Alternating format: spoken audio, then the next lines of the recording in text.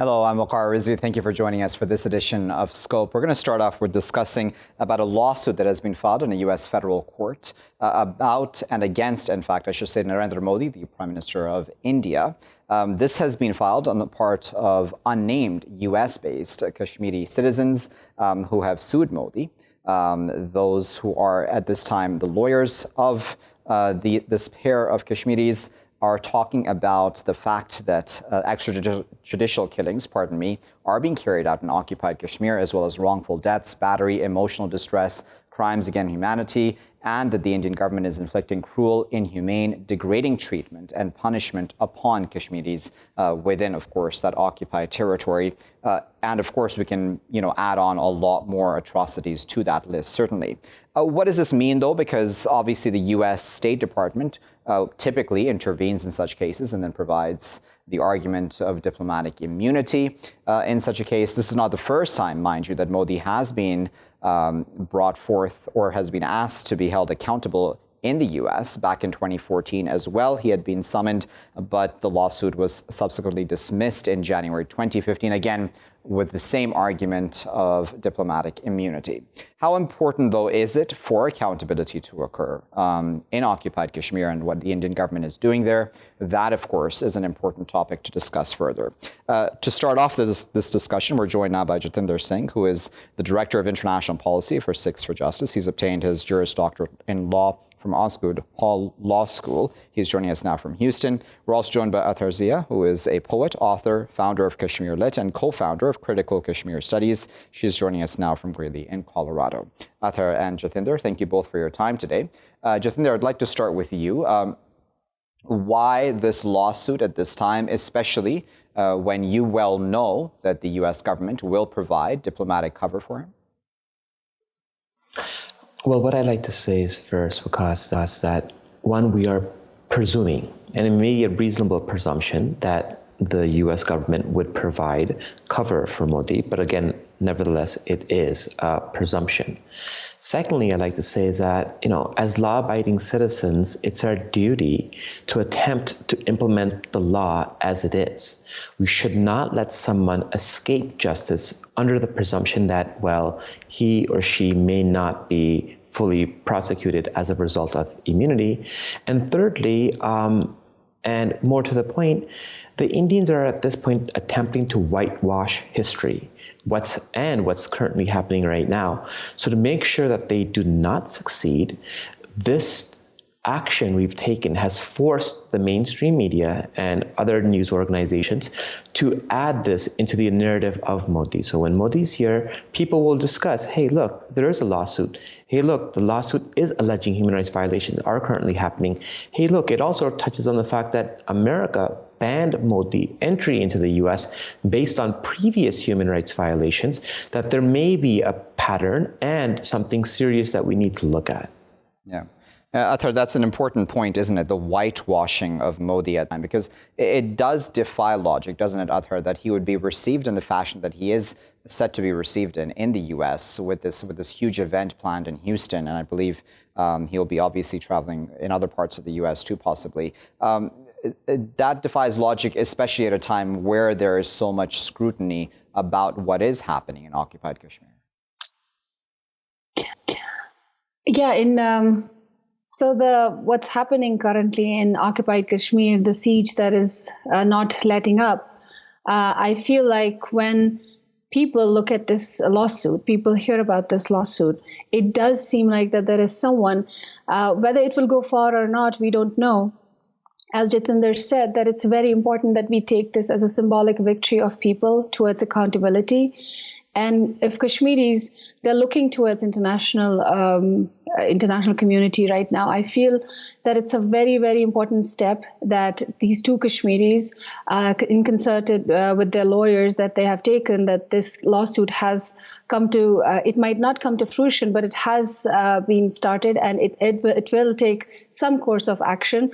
It might not get served, we don't know, but at the same time, it doesn't mean that it has no water to carry for Kashmiris in that sense. So I feel like it's a very, very important step. At the same time, we also have to consider that this lawsuit is a part of other concerted efforts that are going to show the international community that there is something that Modi has done back in India, something that is being whitewashed by the Hindu community here in the US. And that also goes with the other action that is being taken, which is this movement that has started called the Adios Modi. The Howdy Modi is the name of in this mega event that's happening in Houston, welcoming Modi. But at the same time, you have this other parallel event happening where people are getting together, and people of all colors, people of all creeds are getting together, and they will be having a parallel event protesting what Modi has done back in India, protesting what Modi is, the wave that he has started, and not just him, but his party, that the wave that they have started in India and which has repercussions all across the globe. So I think it's a very, very important, it's a very symbolic case. Whether it goes far or not, that is to be seen, but at the same time, it's a very important step. Very well. So, Jatinder, I'm going to ask you, why did you take on this case? Why did Sikhs for Justice and why have the lawyers who have taken on this case, why did they choose to take it on? Because I imagine that it's not just about taking on the case of any XYZ client. This would require some personal motivation and, in this regard as well, wouldn't it? Well, there's a deep historical connection to the steps being taken currently in Kashmir and what was done in Punjab in the 80s. So, turning back and looking back at history, you see that Punjab was put under curfew, Punjab was put under a media blackout, Punjab was then subjected to genocide where they wiped out an entire generation of Sikhs. So looking at what's happening in Kashmir now, it has many parallels that touch the hearts of many Sikhs. In the coming years, many people feel that this will be again repeated in Punjab as it is being done in Kashmir today. Anywhere there's a minority that poses a challenge to the integrity of India, these are the steps that are taken. Punjab, a predominantly Sikh state that wishes to be independent of the Indian Union, curfews, presidential rule, genocide. Kashmir, a predominantly Muslim state that wishes to be independent of the Indian Union, curfews, blackouts, genocide. So these are the patterns that we're seeing, and it forces us as law-abiding citizens to take this step and to make sure that other people who are in the exact same boat as us, as indigenous minorities in India, stand together against this united Indian onslaught. Okay. Ather, I'll give you the final word. Wondering, what do you make of that then sort of unity on the part of people who are being oppressed and sidelined and, suppressed in some way, be it on mainland India or be it in occupied Kashmir? That sort of unity is important in solidarity, right?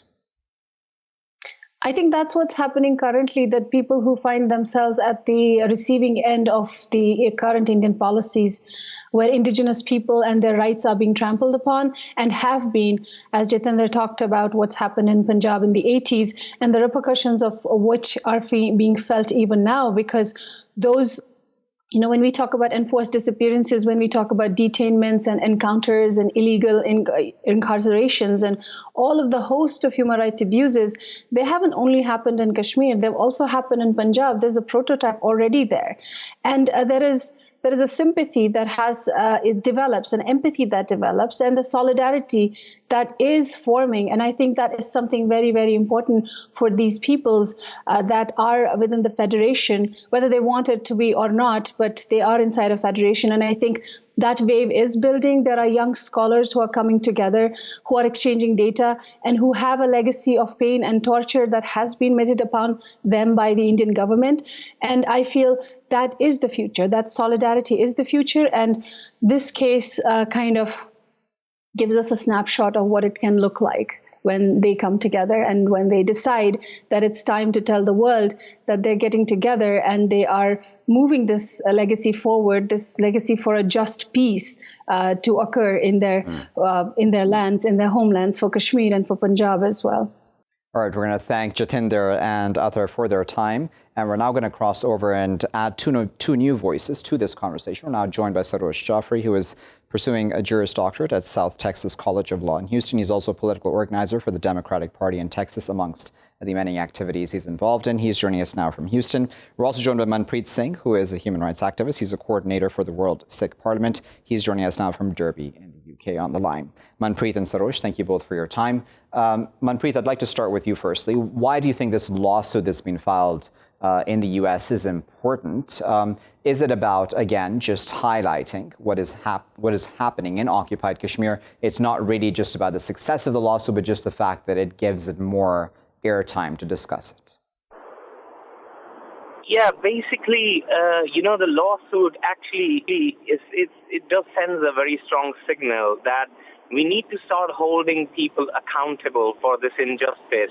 Whatever is happening in the Kashmir, I would say there's two people are mainly responsible for this, which is Modi and the other person, Amit Shah. They have cooked this plan of basically trying. This is their commitment to the agenda of the Hindutva by the RSS. Now, if you ask me, that this lawsuit is actually a voice of the Kashmiri people, and now obviously suing them in the U.S., it does hold a very strong significance, especially with Modi coming down there now, when some of the misguided people are actually, inviting him to America, howdy Modi, and there's a big pump and show about it. But in essence, these people are actually the murderers and the killers of the people of Kashmir.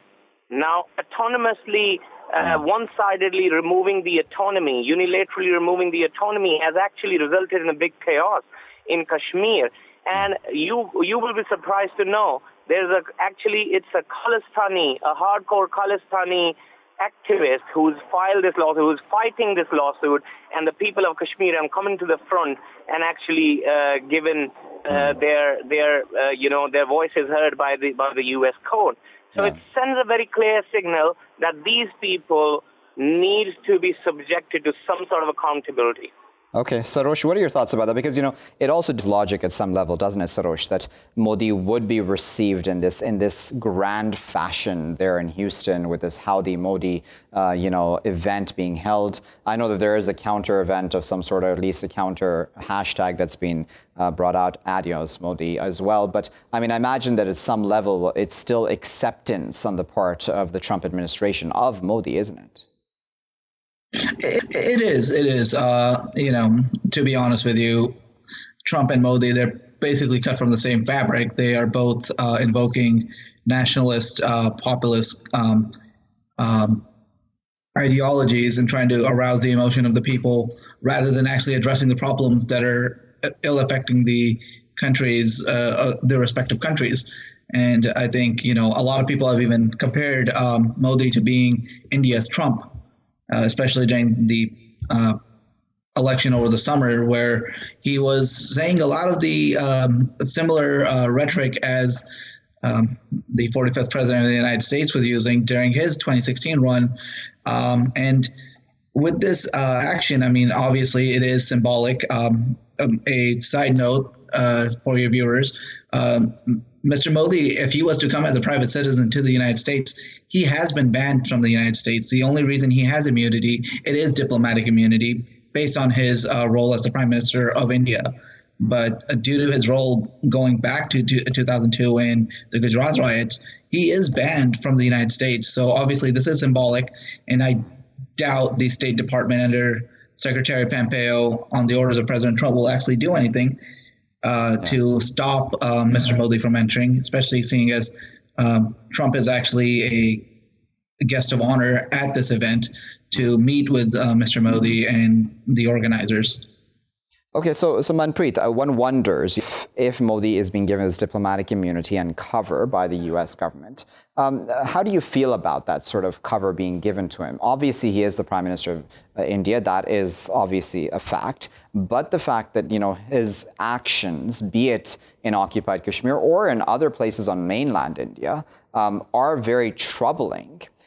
Do you think that the U.S. is also almost sending a message at the same time as it says it wants to mediate, it's actually almost playing a double game, isn't it? I mean, yeah. I mean, whatever you're saying actually is right in a way. For me, see, Rizvi, the narrative is very clear. Either you're with Modi or against human rights violations, which Modi is doing at the minute. Now, this just brings me back to a quote of Edmund Burke when it says, the only thing needed for the rise of evil is for good men to do nothing. So if you don't really raise a voice against him, he's going to get bigger and bigger and is going to engulf more communities. Now, right now it's Kashmiris, Dalits sits on their way, and Sikhs could be the next number.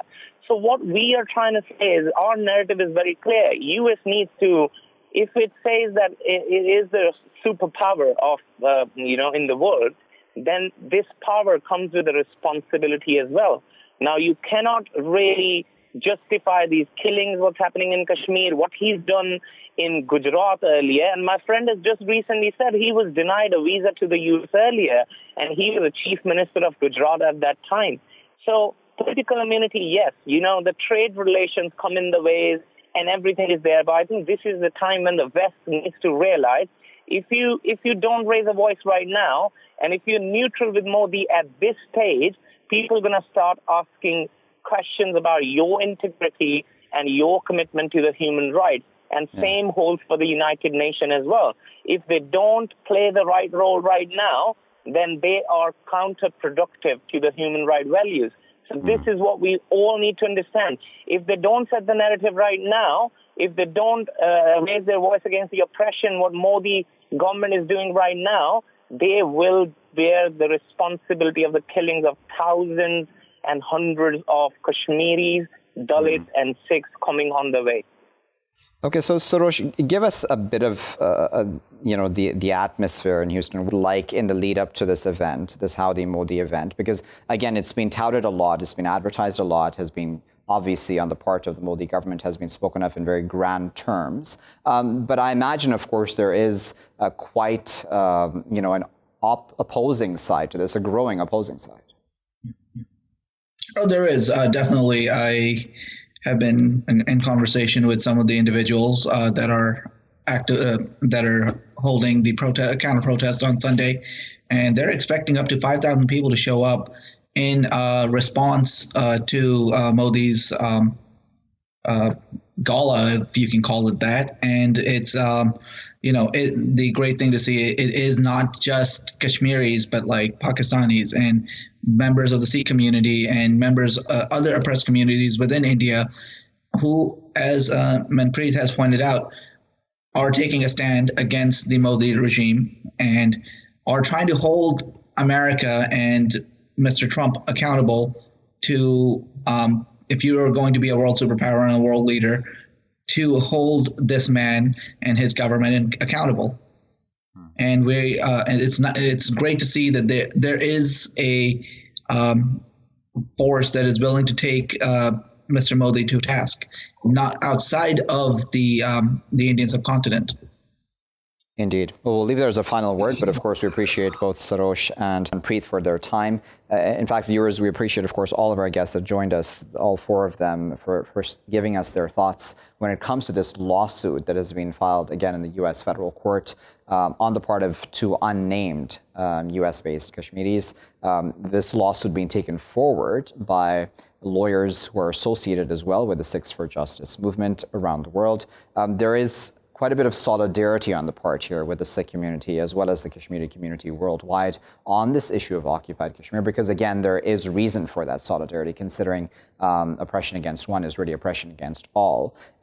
Beyond that, of course, we know about the diplomatic immunity that Modi at this point in time enjoys because he is the Prime Minister of India. However, as Sarosh correctly pointed out, he is in fact banned from entering the U.S. Ever as a private citizen. So these are the only times he can really even go into the U.S. But what does this say, in fact, about the U.S. itself? That at a time that Trump keeps saying, I want to mediate, that in fact he's embracing Modi. That's a double game, is it not? We'll keep a close eye on how that develops and what this Houston event turns out like with the opposing side specifically and the protests that will take place. I'll be back with my next segment after this break.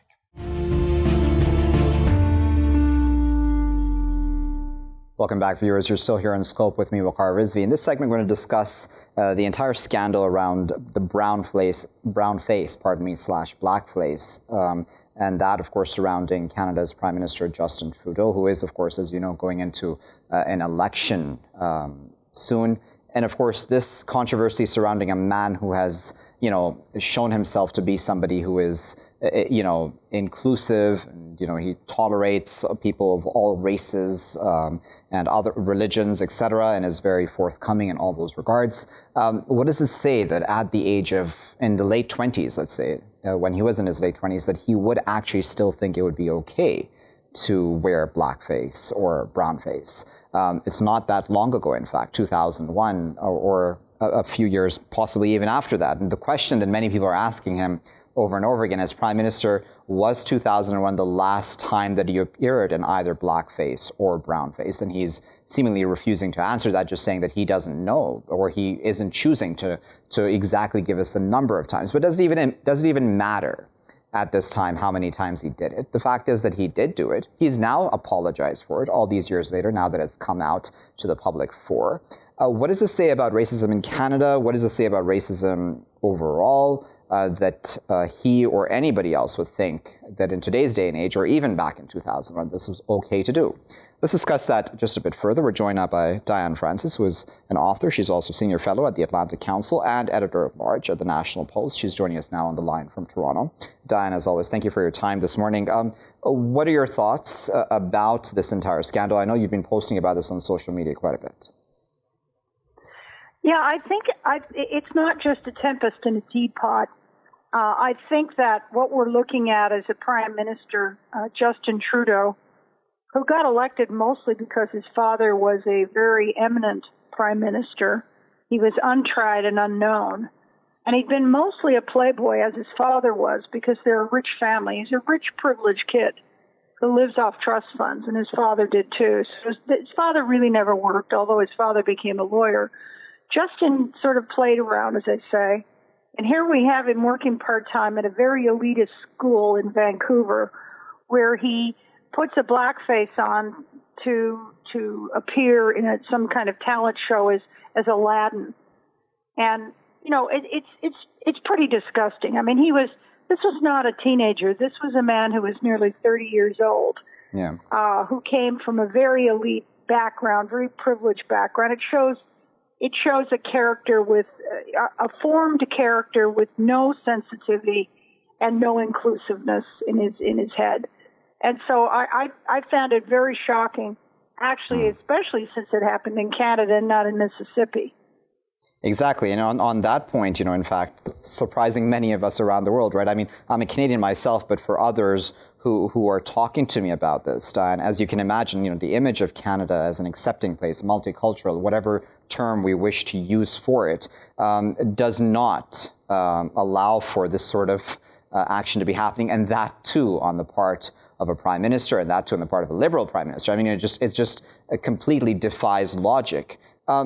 Do you think that at some level that we have a wrong image of Canada, that possibly there is racism there, but it's just not spoken of enough? I don't think there's systemic racism as there is in parts of the United States. I'm American and Canadian, so, I look at the two cultures in the Deep South in the United States. Let's face it, in the U.S., the emancipation of African Americans in the United States did not happen in the Civil War in 1864. It happened 100 years later in the Civil Rights Act that was fought for by Martin Luther King and others in the 60s, in the 1960s.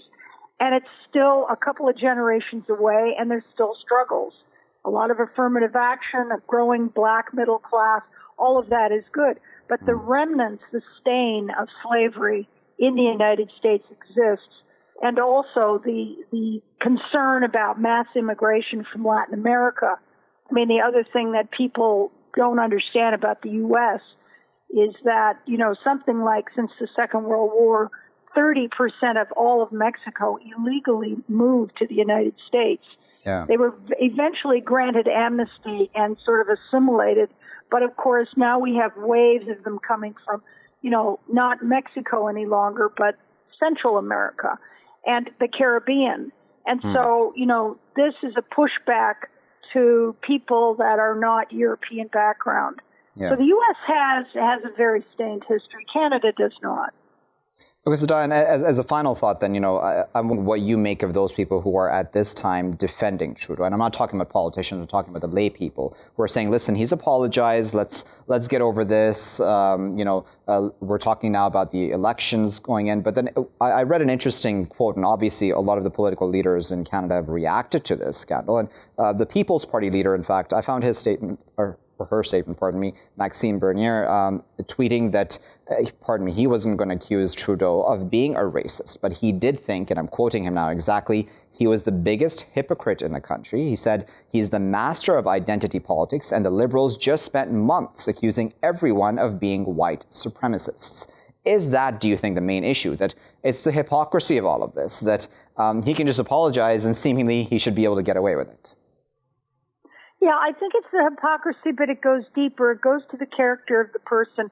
Who is Justin Trudeau? Who is he? Is he really what he says he is? Or is he a drama major? He was, an actor. What is he acting at? What mask has he got on now? And this is what's happened. People have said if he can do that and pose in an insensitive way to be something he isn't.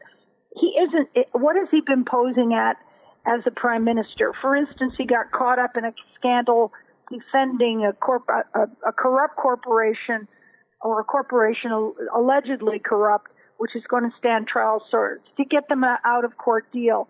And he lied about it, and he broke ethics, and he's broken ethical laws in Canada. This guy puts on a mask for whatever occasion there is, and this is what has undermined his brand, if you like, as a person, as a leader. We don't know who he is. And as a friend of mine who is Filipino said, I don't trust him. I didn't trust him in the scandal, and now I really will never trust him. He just puts a mask on. So that's really, I think, at the heart of the problem for him with a lot of voters. What he did was indefensible. Apologies, in my opinion, are not enough. He's been apologizing all year for the other scandals. So, apologies don't matter. Very well, Diane. There's a final thought on this issue, but of course we appreciate your time and of course your insight. That was Diane Frantzman speaking to us from Toronto. As Diane said to our viewers, it's about what mask Trudeau is wearing today. And of course, he has come from a privileged background, but even if we're not talking about that privileged background, is just if we take him on his actions. Firstly, of course, as Diane correctly pointed out, there's a corruption scandal that he's still very much embroiled in, by the way, the SNC-Lavalin scandal, and the fact that he treated an Indigenous minister horribly, really, throughout all of that, even though he says he's inclusive and he wants to reconciliate with the Indigenous/Aboriginal people of Canada. That certainly has gone out the window when it came to that scandal. And then we talk about him in blackface and brownface in his late 20s. So it wasn't that long ago. He's now 47, but in the late 20s, if he thought that he could still get away with doing that sort of thing and that was acceptable even back in 2001, obviously many people in Canada and around the world not agreeing with him. That's not acceptable. So again, as Diane said, is it about systemic racism or not? I mean, I'm sure many people would disagree with Diane on that point, because that is seemingly now the conversation that is happening in Canada about systemic racism within the country. And if the image of the country as a multicultural society, which is accepting of all, is actually a bit of a facade. That conversation, that debate still very much going on, and we'll, of course, revisit that at appropriate times again in the future. I'll leave it there for now, though, for that segment. We'll be back, though, with my last segment after this break.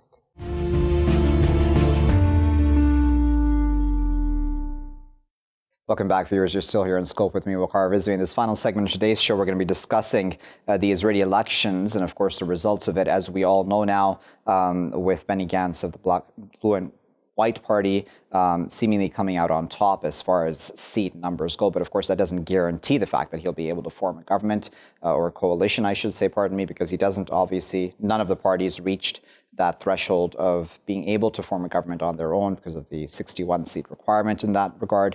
But what's important to discuss also is what this then means for Benjamin Netanyahu himself, because we know that he has a significant number of cases against him at this point in time. And he's been, of course, hoping, or he had been hoping going into these elections, that he would be able to come out on top and therefore remain immune from many of those cases and the results of them going forward. Does this now mean that Netanyahu will be standing trial ready directly when it comes to those corruption cases? And what does that then mean overall for his legacy as well? As, of course, then what difference does this make for the Palestinians, if any at all? Well, let's discuss all of that a bit further with our panelists. We're joined now by Jeff Halper, who is the director of the Israeli Committee Against House Demolitions. He's joining us now from Jerusalem. Also joining us from Jerusalem is Seth Frantzman, who is a journalist and author. Seth and Jeff, thank you both for your time this afternoon. Seth, I'd like to start with you. What do you make of the election results? I mean, I imagine this is a bit of a nightmare for Netanyahu, isn't it? Yeah, I mean, Netanyahu gambled on kind of having a second round of elections this year, and he wasn't able to get more than the 30 or 31 seats or so that he's gotten. And it seems to be he's now clinging to power. And it may be the end of his era, or at least the beginning of the end of his era as being in power for 10 years. But I think in the end of the day, we'll see that he will do everything possible to stay in his position, which is what he's done in prior elections. He's always pulled out all the stops and done every sort of sneaky thing possible in order to stay in power, because he believes that he is the kind of only person that can manage the ship of state, as it were, in Israel. Do you think it's about that, Jeff, or do you think it's more about now, at this point in time, considering all these corruption cases, doing everything in his power to just try to remain immune from those cases almost? Yeah, I mean, the depressing thing about the election was there were no issues. Election about nothing except Netanyahu. You had two right-wing parties, two Likud parties, running against each other. The only difference being, should Netanyahu be in power or not? In my view, Netanyahu is out. I think it's the end of his career. It doesn't really matter how it happens. In other words, if there's a coalition with the Likud, it'll be a coalition in which Netanyahu will either not be the head of the Likud, or if he is, he won't get the immunity from trial that he's seeking.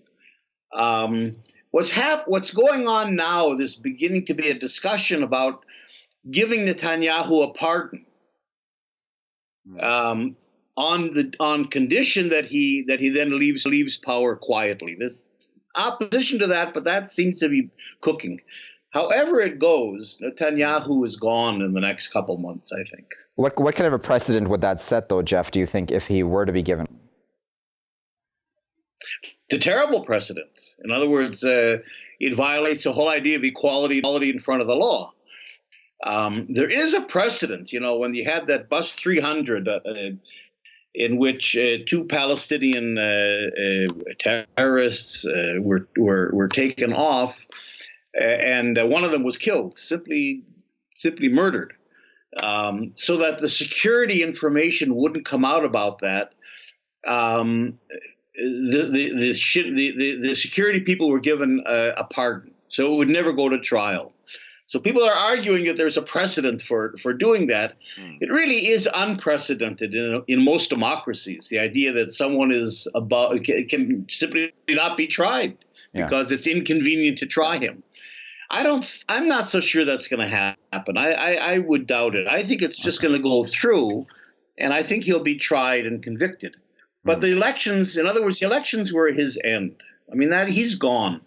It's true, like Seth says, he'll here and there, he'll try to cling on to power, and he'll bluff it and so on. But it's very clear that he's over. He's done with. Okay, so Seth, if Netanyahu is over, and of course your thoughts on if you agree with that, and secondly, I also want to get your thoughts certainly on the pardon or the possibility of him getting a pardon, however low that may be. But then thirdly, do you think that the promise that he made, and I'm now going directly into the Palestinian issue as well, the promise that he made about the annexation, this right in the few days before the elections, do you think that will not then now happen, that Gantz possibly, if he were to become prime minister or even somebody else, that they would not act on any such promise?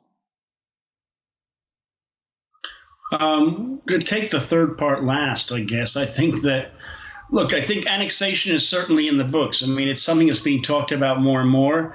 If it's going to become part of the Likud kind of manifesto along with the rest of the right-wing parties, then I think there may be movement towards that. I'm not entirely sure that Gantz or his people all necessarily will oppose that. I assume that they don't seem to really believe that there will be a two-state solution either. So I think that maybe that train is already on the way. Of course, it could be accelerated or not, depending on who's exactly in power. It will be very difficult to actually, I guess, get through an actual annexation bill because you have to draw up a real map and decide what you're actually doing. But I think somehow there is movement there. Now, in terms of the rest of what was discussed, I think it would be difficult for Netanyahu to accept a pardon if he hasn't been convicted, because that would mean that he's actually admitting guilt. So I can't imagine in any universe that Netanyahu will ever admit guilt. And I also wouldn't count Netanyahu out. I think people in Israeli history have counted him out before and said, well, he's done. But I think that Netanyahu, if you look at his history, he's a kind of transformative figure historically in Israel. Doesn't necessarily mean transformative for the good or the bad, but he's a very powerful figure, and I don't think he should be counted out yet. He may find a way back in. Okay, so let me ask it this way then, Seth. Do you think that Netanyahu is the kind of Israeli leader with whom Palestinian-Israeli conflict can be resolved peacefully? I don't think that the conflict can ever be resolved, because I don't think that Netanyahu or necessarily the Palestinian leadership necessarily believes that there's really a resolution. I think perhaps there could be some aspect of peace, quote unquote, in which there's an absence of violence.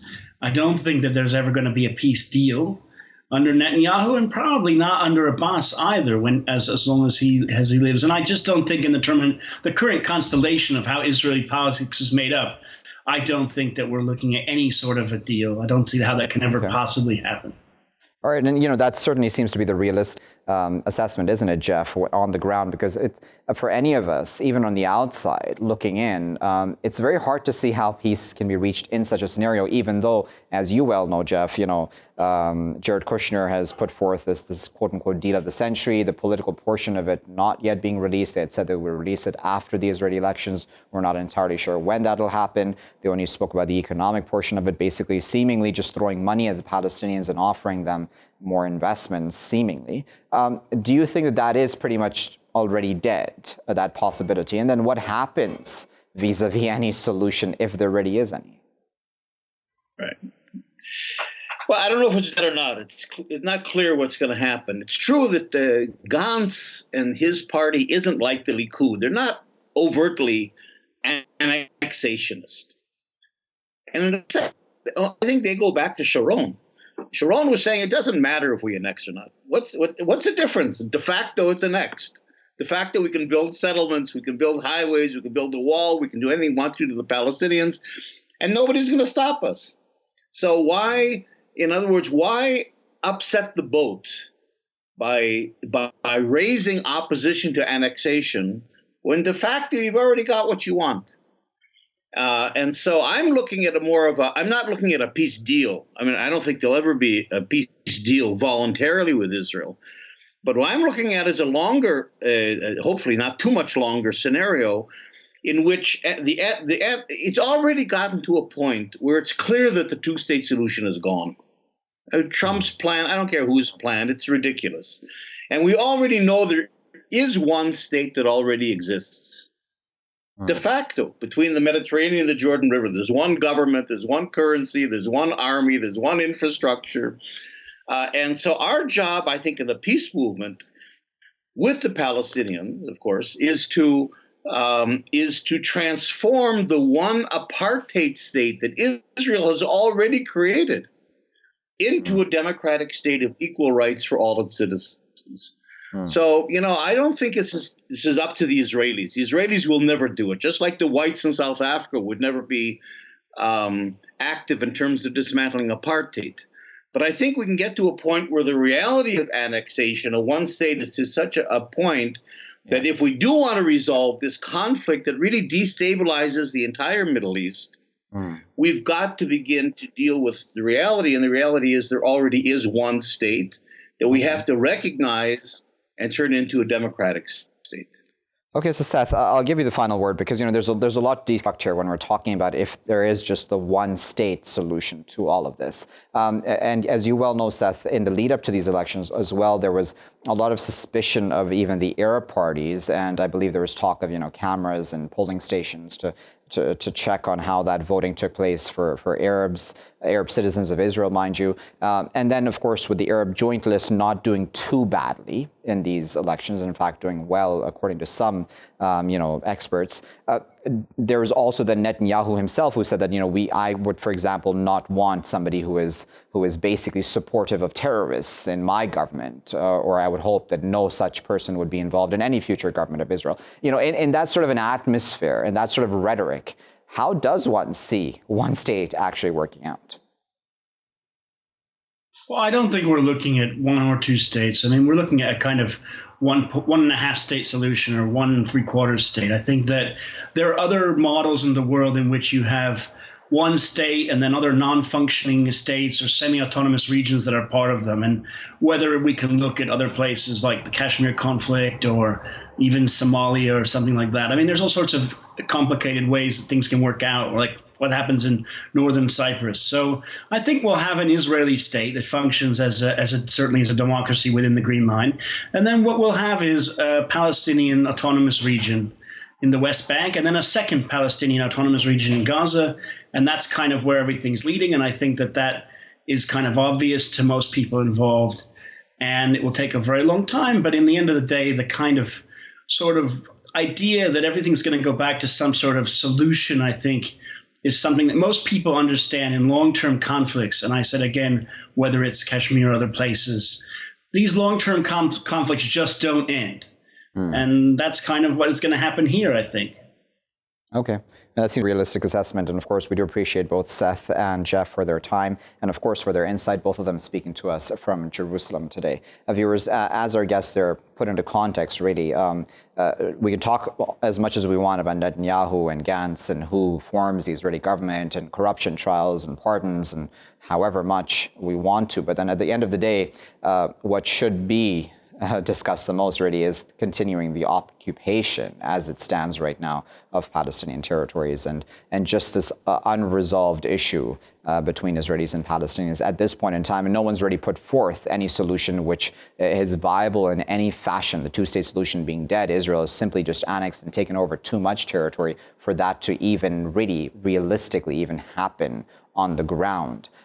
Is it, as Seth said, they're going to need to be 1.5 states, an autonomous region for the Palestinians? Is it, as Jeff said, that the world will need to impose a solution where Israelis, and Palestinians will need to be seen as equal under a democratic system? Can that ever really occur with such a right-wing government and right-wing governments successively in Israel? I'm pessimistic about that, but certainly the years and months to come will show if that is even a possibility and what then of the deal of the century. We'll look at all of that, of course, in the coming days, as I said. I'll leave it there for now, though. I've been Waqar Rizvi. Thanks for watching.